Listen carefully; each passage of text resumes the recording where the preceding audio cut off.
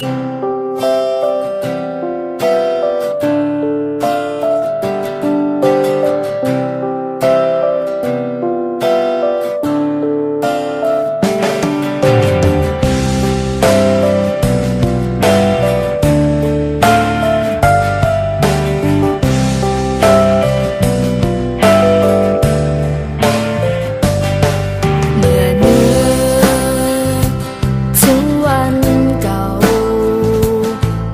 ี่เฮา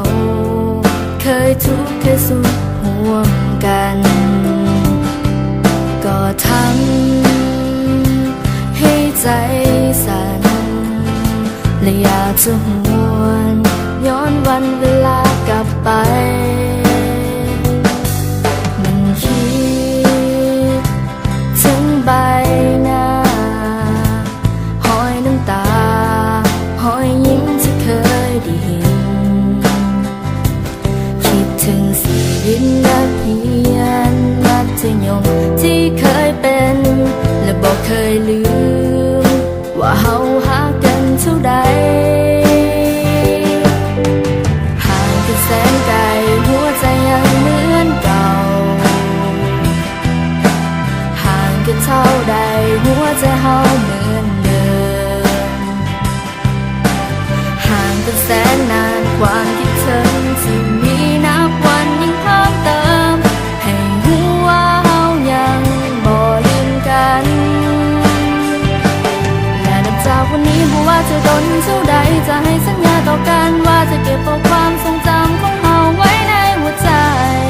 จะเก็บมันไว้และจะเป็นกำลังใจให้กันเมื่อวันต่อไปถ้าเจ้าอาจต้องเสียใจหรือเจ้าต้องมีน้ำตาคอยนึกถึงความทรงจำของเฮา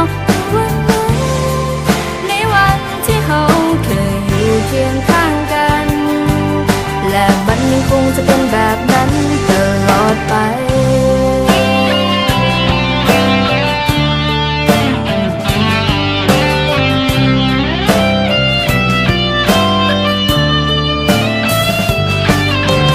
ห่างกันแสนไกลหัวใจยังเหมือนเก่าห่างกันเท่าใดหัวใจเฮาเหมือนเป็นแสนนานความคิดถึงที่มีนับวันยิ่งเพิ่มเติมให้หัวเฮายังบ่ลืมกันและนับจากวันนี้บ่ว่าจะโดนเท่าใดจะให้สัญญาต่อกันว่าจะเก็บเอาความทรงจำของเฮาไว้ในหัวใจจะเก็บมันไว้และจะเป็นกำลังใจให้กันเมื่อในวันต่อไปถ้าเจ้าอาจต้องเสียใจหรือเจ้าต้องมีน้ำตาคอยนึกถึงความทรงจำของเฮาในวันที่เฮาเคยอยู่เคียงข้างกันและเฮายังคงจะเป็นเพื่อนกันตลอดไปและนับจากวันนี้บ่ว่าจะโดนเท่าใดจะให้สัญญาต่อกันว่าจะเก็บเอาความทรงจำของเฮาไว้ในหัวใจจะเก็บมันไว้และจะเป็นกำลังใจให้กันเมื่อในวันต่อไปถ้าเจ้าหากต้องเสียใจหรือเจ้าต้องมีน้ำตาคอยนึกถึงความทรงจำของเฮาเมื่อวันนั้น